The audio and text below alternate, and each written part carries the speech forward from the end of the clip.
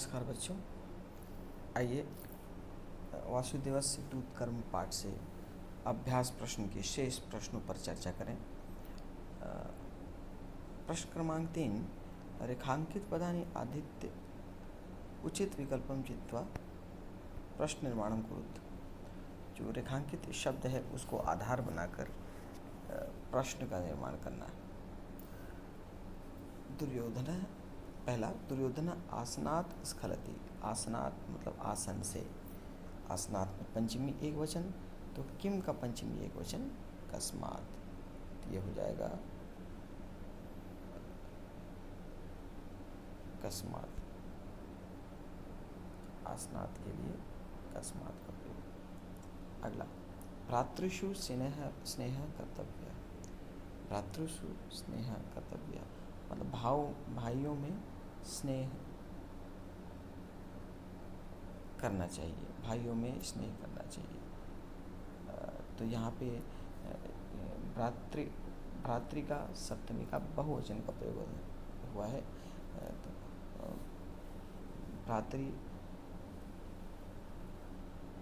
तो भ्रातृषु, तो सप्तमी का बहुवचन किम का रूप, सप्तमी का बहुवचन किम का रूप केशु, तो ये हो जाएगा इसका केशु।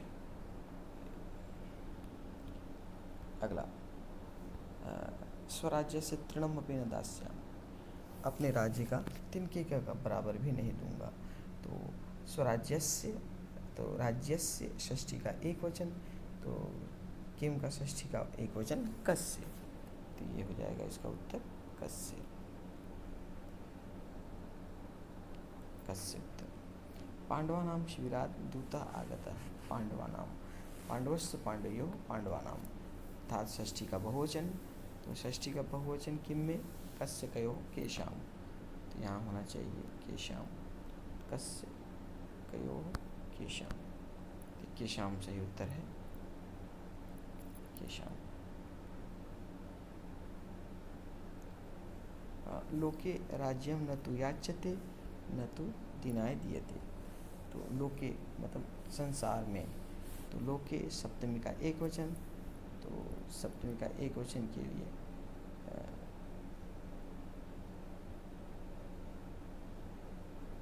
कुत्र, कुत्र मतलब कहाँ पे राज्य न तो मांगा जाता है ना ही दीन लोगों को, याचकों को दिया जाता है। कुत्र, कुत्र सही उत्तर।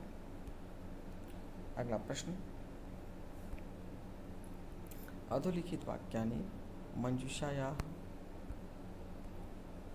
उचित अव्यय पूरयत्। उचित अव्यय से रिक्त स्थान को पूरा करना है और वो शब्द मंजूषा में दिए हुए हैं। बही मतलब बाहर, नूनम मने निश्चय ही, एवं मतलब भी, और अति मतलब भी, और बिना मने बिना। पहला, विद्याम डैश जीवनम व्यर्थम, तो विद्या के बिना जीवन व्यर्थ है, तो यहाँ पे हो जाएगा पहले का बिना।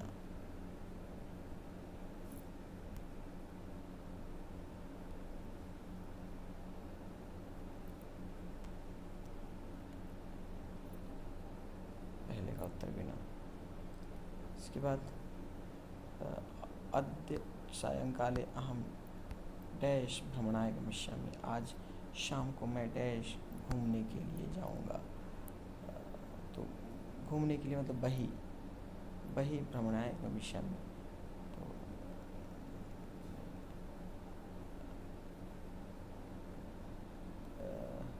इसके अलावा शेष और विकल्प देख लें। आज शाम को मैं नूनम भी हो सकता है, निश्चय ही घूमने के लिए जाऊंगा ये भी हो सकता है। डैश ते एव धन्या भवन्ति ये परोपकारम कुर्वन्ति, यहाँ भी नूनम हो सकता है, निश्चय ही वे धन्य है। गृहात् डैश, गृहात् के बाद बही होना चाहिए, घर के बाहर उपवन है। मुनियम आश्रमेषु एव अवसन, तो बचता है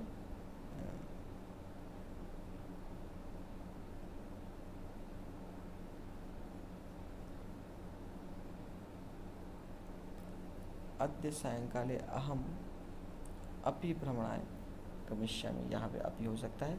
आज शाम को मैं भी घूमने के लिए जाऊँगा, तो ये अपि दूसरे का उत्तर।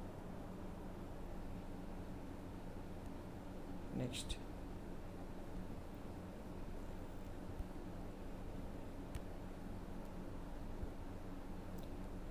डैश ते एव धन्या भवन्ति, ये परोपकार में निश्चय ही वे धन्य होते हैं जो परोपकार करते हैं। तो यहाँ पर तीसरा में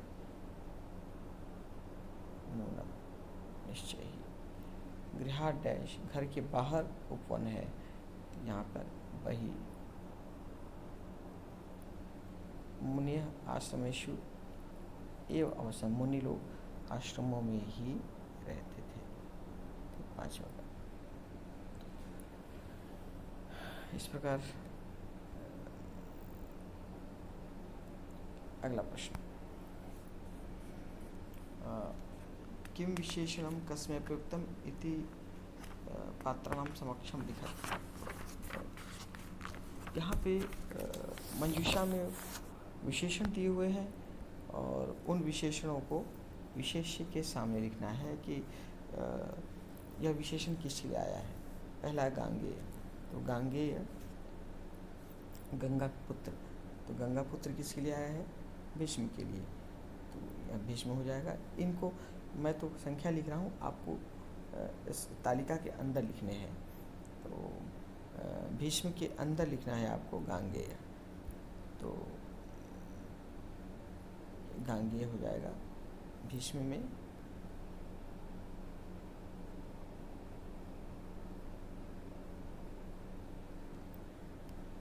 नेक्स्ट, गोपालका, गोपालका कौन है, गोपालका कृष्ण है, तो कृष्ण के लिए आया है गोपालका।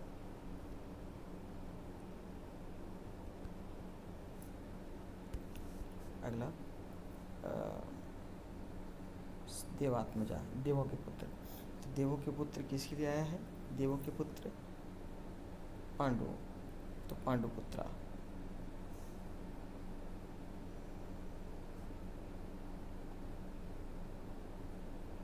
पांडुपुत्रों के लिए आया है देवात्मजा। अगला कंस भृत्य, कंस का सेवक, कंस का सेवक किसके लिए कहा, दुर्योधन ने कहा था कृष्ण के लिए, कंस भृत्य, यहाँ पे आएगा कंस भृत्य।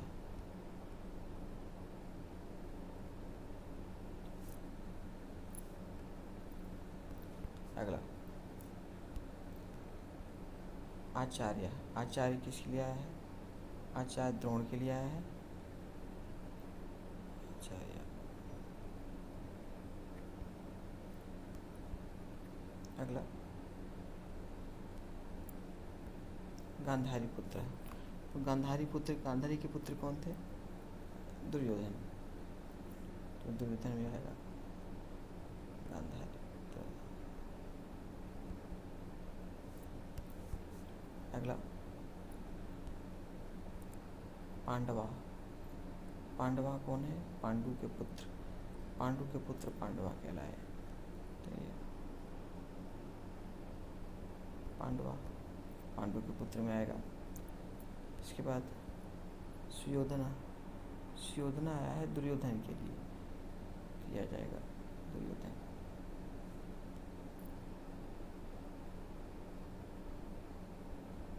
दुर्योधन का संबोधन हुआ सुयोधन।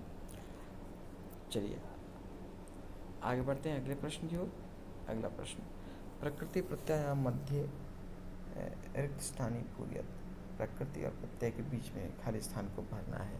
तो दातुम दिया है, तो दा के साथ इसमें कौन सा प्रत्यय लगा है, तो दा के साथ यहाँ पे तुमुन प्रत्यय लगा है, दा के साथ तुमुन, दातुम।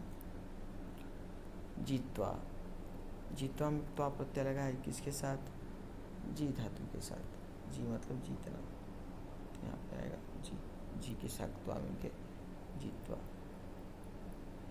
उपवेश, उपसर्ग और ल्यप प्रत्यय का प्रयोग हुआ है, धातु बताना है, तो धातु इसमें विष है, तो ये हो गया यहाँ पे विष धातु। उपसर्ग विष धातु और ल्यप प्रत्यय मिलकर बना है उपविश्य।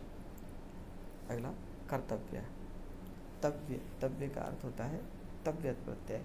चाहिए के अर्थ में तव्यत का प्रयोग होता है, तो यहाँ पे क्रि के साथ तव्यत, तव्यत प्रत्यय आया क्रि के साथ।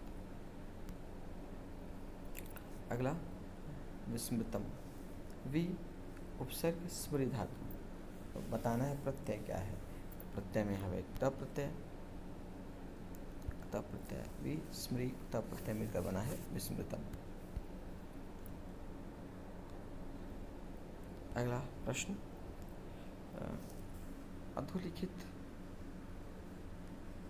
शब्दानाम तेषां पर्याय सम्मेलनम करोतु।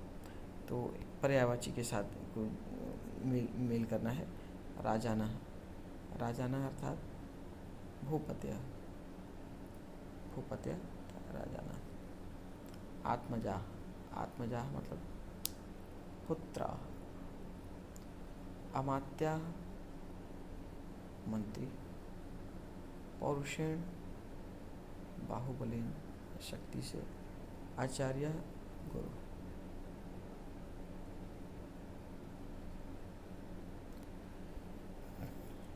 आगे बढ़ते हैं अगले प्रश्न में।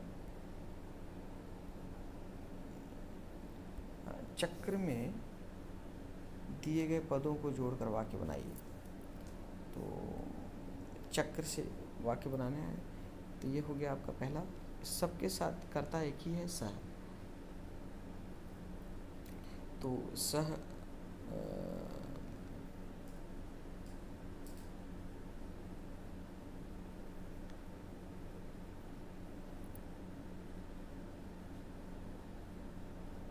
सह कदापि, यदि ये होगा तो सह कदापि असत्यम न वदति, सह कदापि असत्यम न वदति, ये हो जाएगा कदापि के साथ। और सह श्वः, वह कल, कल मतलब आने वाला कल। तो आने वाला कल है तो दृढ़ लकार होगा, न गमिष्यति। तो सह श्वः, अब देखें क्या होगा कर्म, विद्यालयम न गमिष्यति, वह कल विद्यालय नहीं जाएगा। सह श्वः विद्यालयम न गमिष्यति। सह के साथ क्रीडितुम, तो सह क्रीडितुम वह खेलने के लिए, सह क्रीडितुम उपवनम, उपवनम गच्छति। तो सह क्रीडितुम,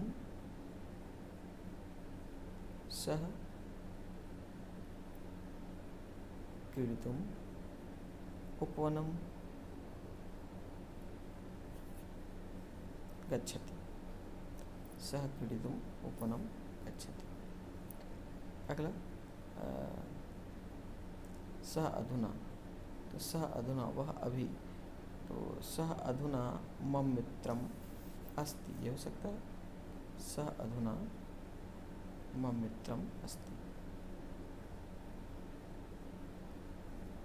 सह अधुना मम मित्रम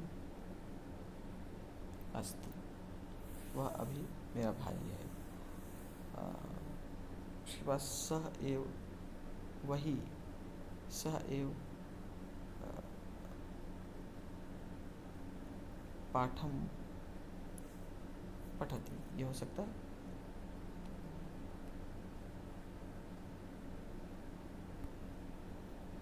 सह एव पाठम पठति, सह एव पाठम पठति। इस प्रकार वाक्य की रचना आसान है करना। आगे बढ़ते हैं अगले प्रश्न। पद परिचय, पद परिचय देना है। भवन्तः, इसमें मूल शब्द, विभक्ति, वचन और लिंग बताने हैं। भवन्तः, तो भवन्तः में मूल शब्द है भवत,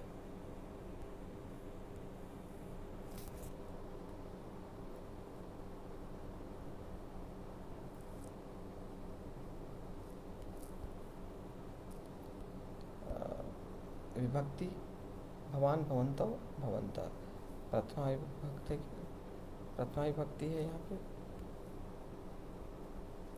वचन भवान भवन्तौ भवन्तः, बहुवचन लिंग पुल्लिंग। तो पुल्लिंग का भवान भवंतो भवंत, स्त्रीलिंग का भवती भवत्यो भवत्या, तो ये हो जाएगा पुल्लिंग पुल्लिंग। अगला पौरुषेण। पौरुषेण मूल शब्द पौरुष,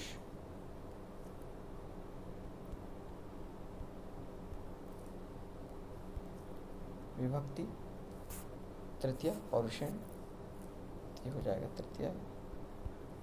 वचन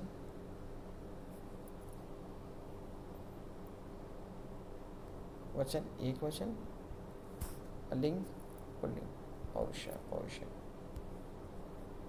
अगला मया। मया में मूल शब्द है अस्मत्, अस्मत् का रूप है मया, तो ये हो जाएगा अस्मत्।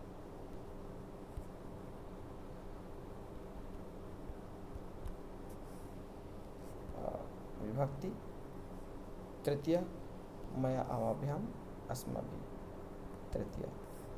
वचन एक वचन, लिंग उभय लिंग, क्योंकि मया का प्रयोग पुल्लिंग के लिए भी होता है और स्त्रीलिंग के लिए भी होता है। अगला राजाना। राजाना रूप है राजन का, मूल शब्द राजन,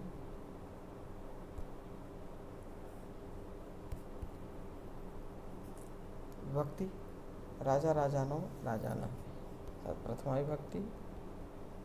वचन पुल्लिंग, वचन बहुवचन, लिंग पुल्लिंग, राजा राजानो राजाना। अगला संपत्तयः। संपत्तयः रूप है संपत्ति, संपत्त्यो, संपत्तियाँ, तो मूल शब्द है संपत्ति।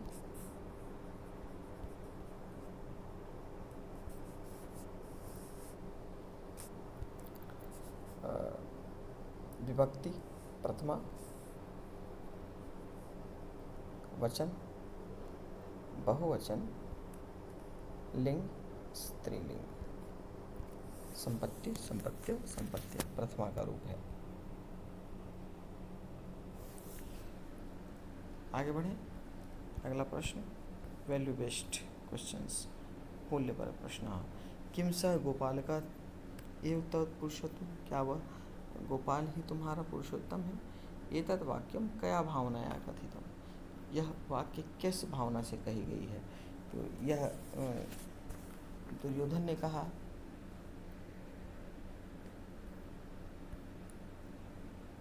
तो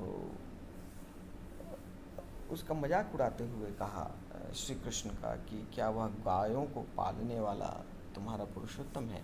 तो यहाँ पर भाव व्यंग्य का है, व्यंग्य भाव से बात कही गई है, व्यंग्य।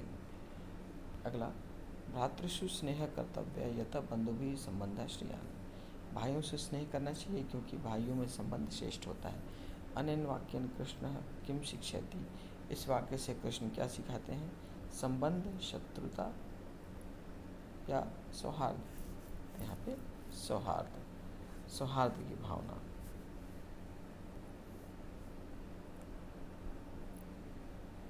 सौहार्द अर्थात भाईचारा की भावना। स्वराज्य से तृणम अपि न दास्यामि, अपने राज्य का तिनका भी नहीं दूंगा।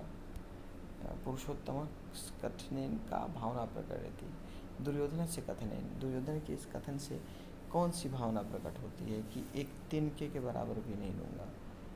तो ईर्ष्या द्वेष कृपणताया अहंकार से, तो